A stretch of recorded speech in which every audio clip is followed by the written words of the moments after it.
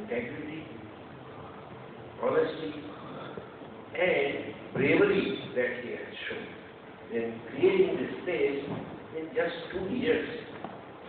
When I came here this morning and was looking for a place to park the car and to go to the venue of this conference, I by mistake went to the block, which is the OPD block, I believe, and the hospital block.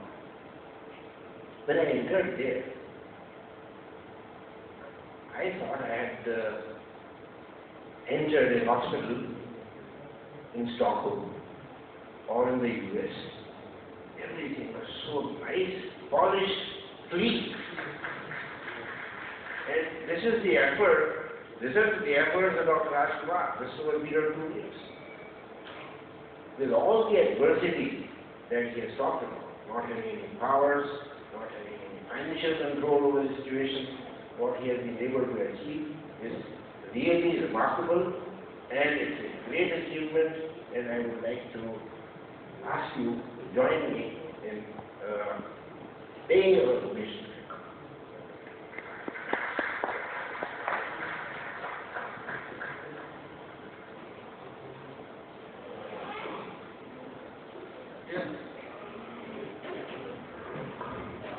But there is no problem because it is not yet 1, and the lunch is served only at 1:30. So we have 2 more presentations. Oh, sorry, I thought after this we had lunch. Okay, then we have 2 bright young speakers. Both are called Arnav.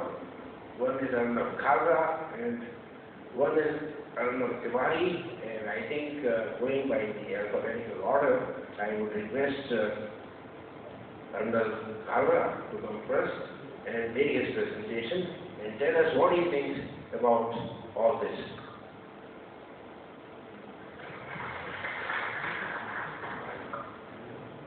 Dr. Arnav Kalra is in his medical career for the last 2 months. He joined this institution 2 months ago.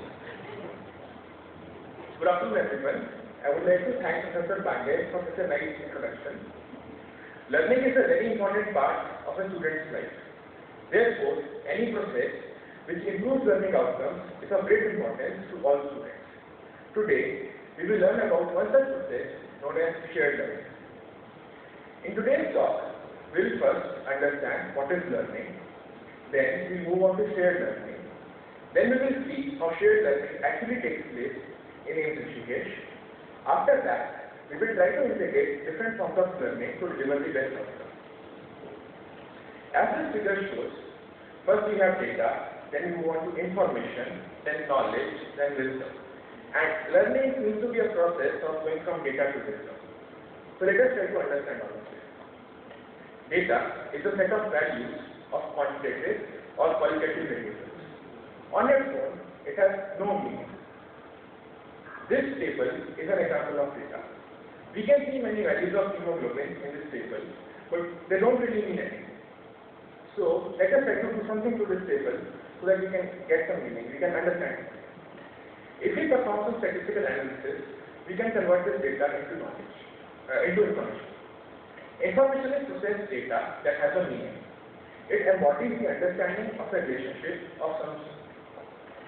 After performing the t-test, we will know that the average hemoglobin values of females are less than that of males.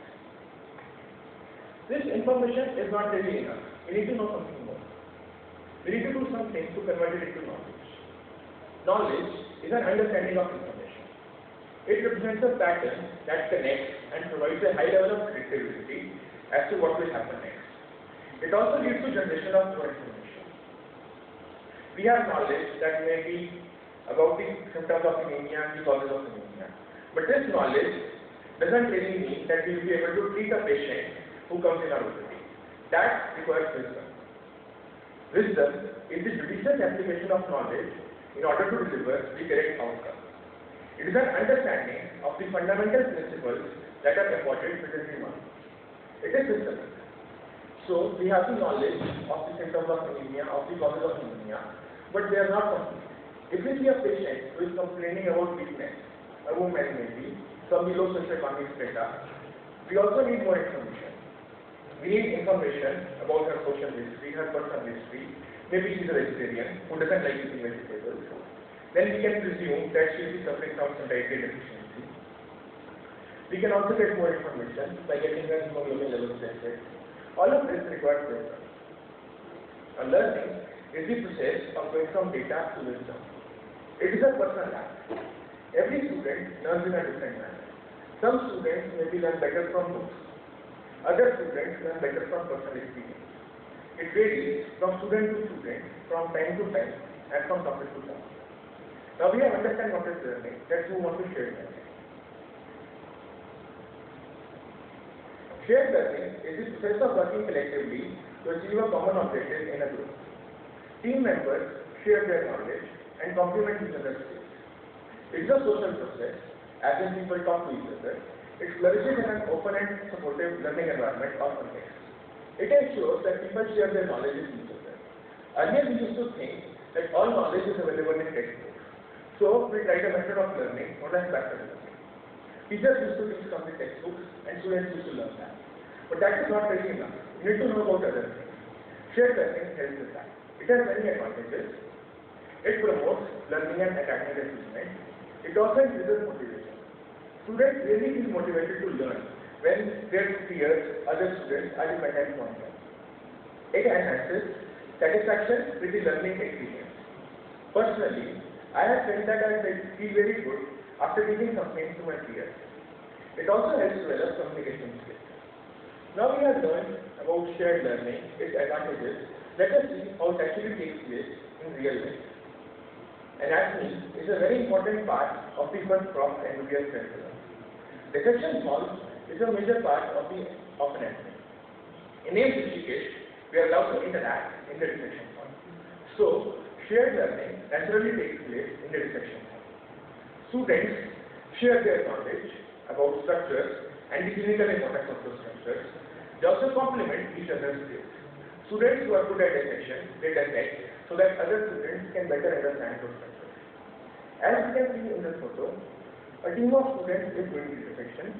Another group is guiding them by reading from the dissection manual. There's another group of students who are not really visible here, who read from the textbooks and tell us about the clinical importance of these structures. Personally, I had a very good experience of shared learning in the dissection. We were studying the gluteus region. One of my friends had just reflected the gluteus maximus. We could observe the gluteus medius and gluteus minimus. Another of my friends told me that these are powerful abductors of the pelvis. He also told me about the clinical importance. He said that if these muscles are paralyzed, then we see a sign known as the Trendelenburg sign in the patient. If we ask the patient to lift his leg, and if the other leg is affected, then the pelvis will tilt. I didn't really understand what he was trying to mean. So he stood in this posture. It looks like some weird yoga pose. Our table teacher was concerned. So he asked us what was happening. We asked him about the importance of these muscles. He told us, he explained them very well. This allowed me to understand how these muscles really work, why they are important, and how we can identify the paralysis or weakness in a patient. If that would not have happened, maybe I would have been left with an incomplete understanding. I would have known about their origin, their instructions, what they do, but I wouldn't really have understood how a patient, how they help me understand, how when I'm lifting my leg, they help me be straight, otherwise the body would be tilted. Now this was a personal experience. I decided to search for evidence to see whether other students feel the same or not. So a knowledge, attitude, practices study was conducted. All the first year students were asked about their experience in relation to shared learning in the dissection hall. It was a mixed method study. Both quantitative and qualitative aspects were analyzed. A semi-structured process was given to them. Confidentiality was assured because some of them were hesitant to say something negative. Verbal assent was taken from all of them. As there was no control group, we used simple descriptive statistics to understand the responses. This study was conducted from 9th October to 13th October this year. There are 100 students in our batch. Out of them, 98 answered. As no one was aware of the term shared learning, this term was explained to them when the questionnaire was administered. In our research, it is not surprising to see that a large majority of them like going to discussion. Most of them like it because of the discussions and the shared learning which happens here. Unsurprisingly, almost 92% want to have more opportunities to discuss and study with other students. These questions, they don't really represent the depth of their experiences. So they were asked to give their comments on shared learning. They said that discussion helps in understanding and memorizing the structures. They also said that it helps in understanding and also develops the value of cooperation. However, they refer to the importance of teachers. They said that discussion alone doesn't help unless teachers show the main part of anatomy, unless they have an understanding of what is actually happening. As these students rightly pointed out, teachers are also important. If students don't really know about those structures, they may start gossiping and they may not really discuss the matter, the actual content which they are supposed to discuss. However, passive learning, didactic learning can get boring. I really dread to think of a day when I have to spend 2 long, boring hours in the reception hall, breathing all those formalin and being in the presence of half-mutilated dead bodies. When I have to listen to a lecture on muscles, their origin, instruction, clinical importance, and all of those things. I like discussing. I like the shared learning which happens here. Both need to be combined so that we have a solid foundation of knowledge, of information, and also of understanding, which happens when students interact with each other. This will give the best possible outcome. We need to exercise wisdom in integrating these things. Many doctors are products of passive learning, and they are great doctors. But shared learning hasn't really been tried here. So both, if they are combined, if they take place together, will give the best possible outcome. Thank you.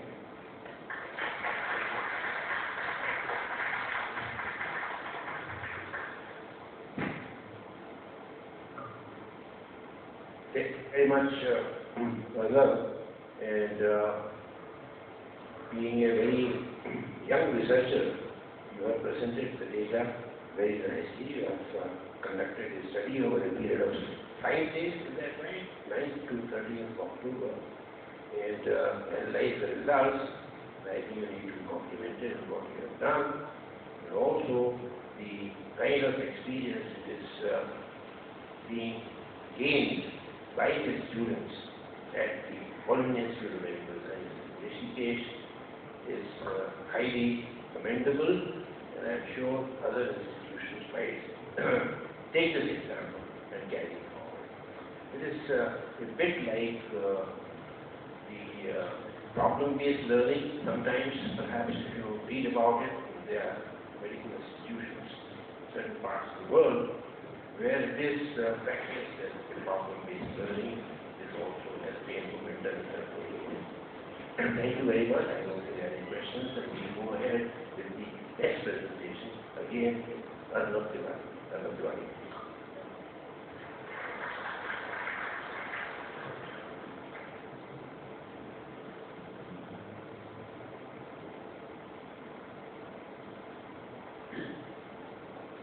A third semester MBBS student was recently placed in OPD.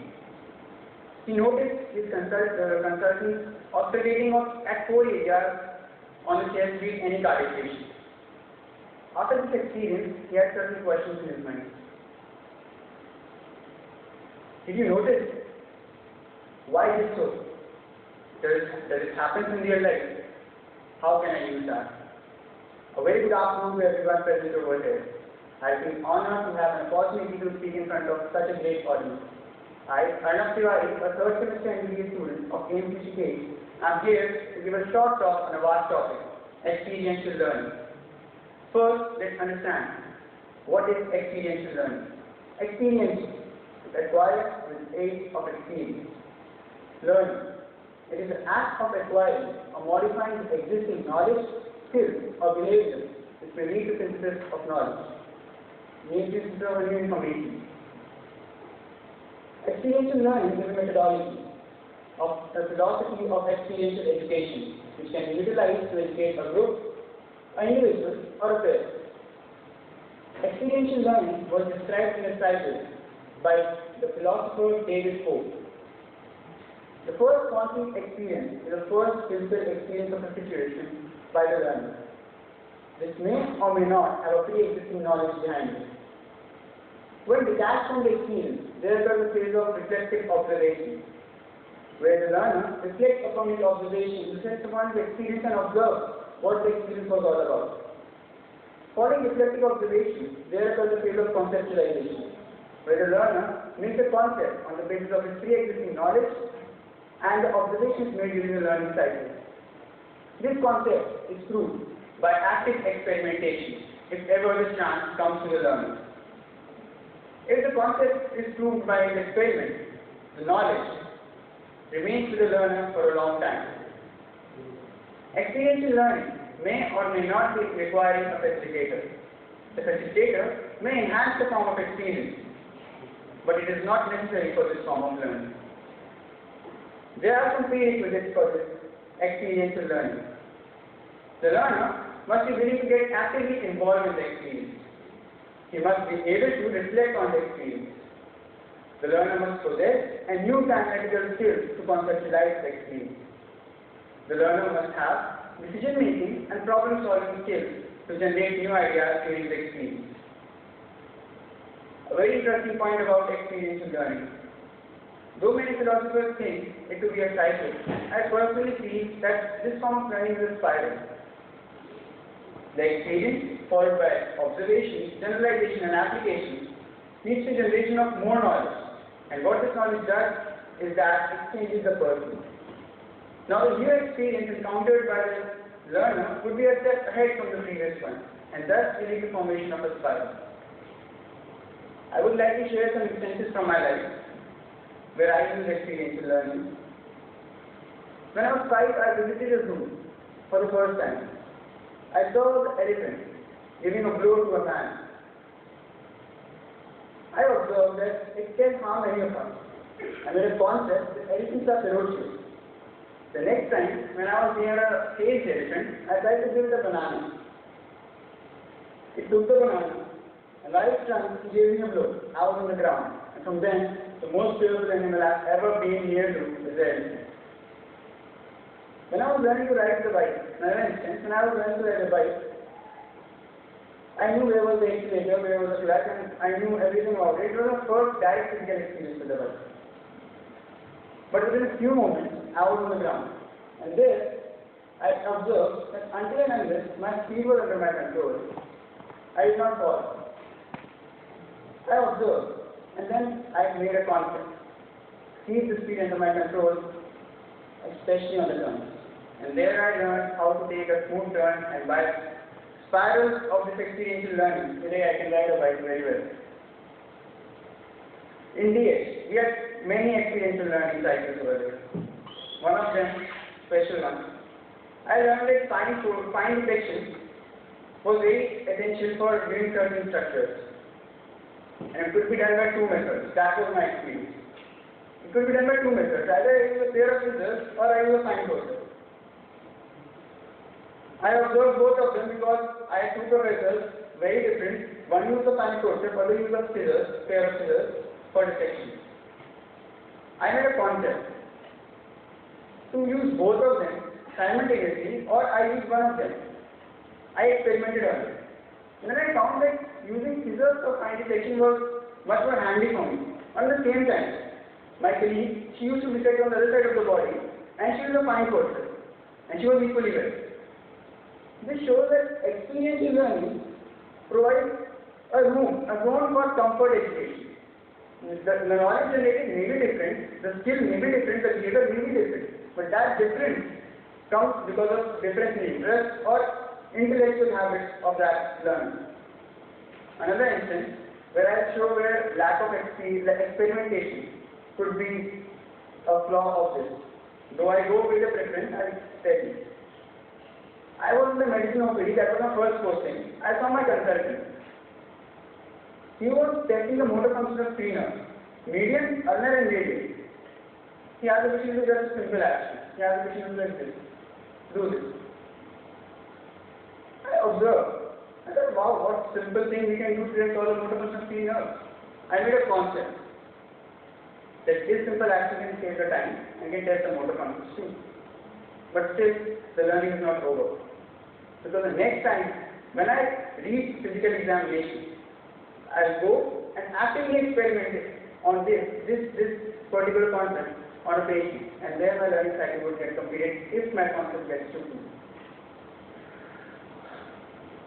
The career of a successful medical professional comprises of a series of experiential learning skills. With every experience, a consultant asks himself, what I have done wrong? How can I improve? How can I make the patient understand? And with every new experience, the whole cycle goes as a spiral for a medical learner. And what new knowledge is generated is more refined. Though medical learning, in the medical education, medical learning system, experiential learning plays a very important role and it's a very powerful tool. But for formation of a concept, the pre-existing knowledge is very much required. And for this pre-existing knowledge, a bit of didactic form of learning is required. So better integration of experiential and didactic learning forms together would lead to some new form of learning model, which would lead to a refined form of learning for education. With this concluding note, I open the stage for questions.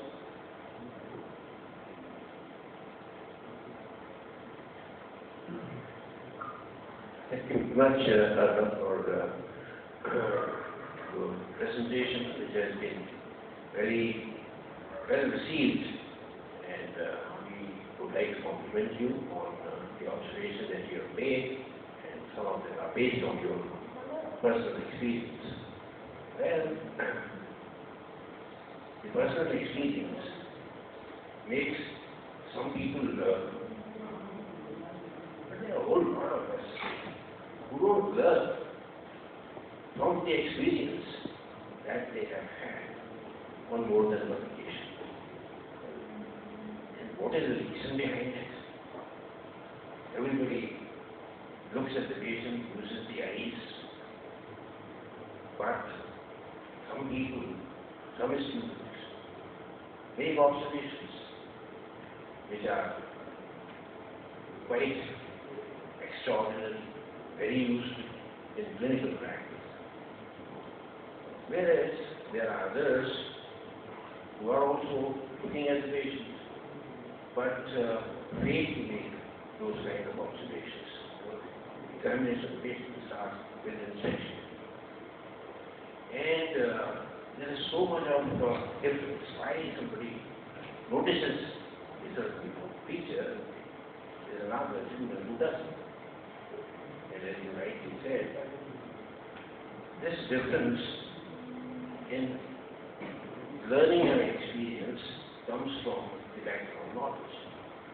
You have to have some sort of knowledge as to what you should be looking for. So unless you know what you're looking for, you will not learn. I compliment you once again for this nice presentation. I don't think there will be any questions, or there are some students, I think, who would like to question you on what you have presented. Are there any questions? Yes, okay. If there are any questions of the previous speaker also, please feel free to raise your hand and make your comments or observations. Hi, sir. Actually, sir, this is not a caution. This is the third thing which I want to add with this. With experiential learning, with didactic learning, and there is one thing which we all need. That is like personal learning, to learn about yourself. As you rightly said, some people learn from experiences and some doesn't learn from that. It is a personal thing which makes them different. We all are different and we have to learn from our experiences.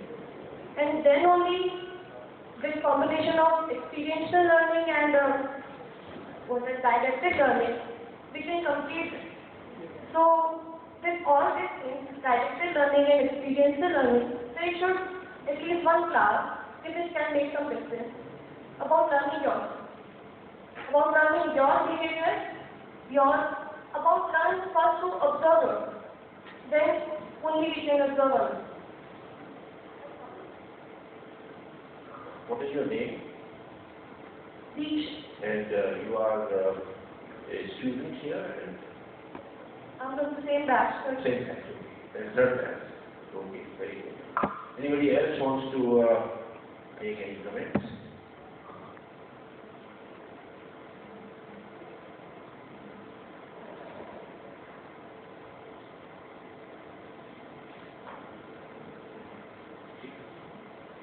All right, then I think I would like to conclude this session of the Academy Symposium, and I'm sure you'll all agree that it has been rather different this year from the previous years, where there was one topic, one theme, and there were speakers who were knowledgeable in that subject and they made their presentations.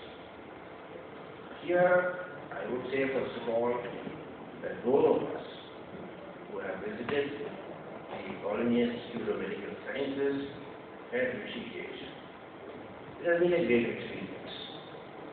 And the dynamism of Dr. Rajkumar is obvious everywhere.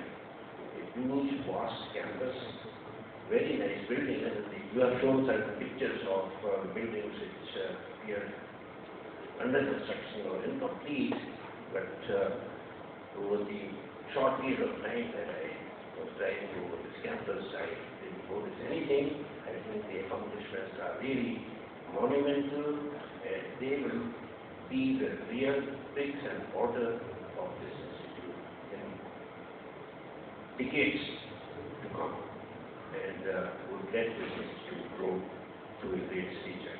Number two, the personalized medicine that I talked about a little bit was only a very brief introduction, and after looking at the audience, I felt that going into the details of various things that are happening was not relevant for this audience. Therefore, I presented only a bird's eye view, and I hope it would help in enthusing the younger students and generations in preparing themselves for the practice of futuristic medicine, keeping at the same time the ground reality of this country. Then the two presentations by the undergraduate students have been extraordinary. They have been very well received. They have talked of very relevant points. And medical education subject has been under research and investigation for a long period of time. There are several models that have been proposed, but what we heard today was indeed very enlightening, and the environment which has been created by the teachers at this institute, this Rishikesh Institute, needs to be complimented greatly. I would pass on to my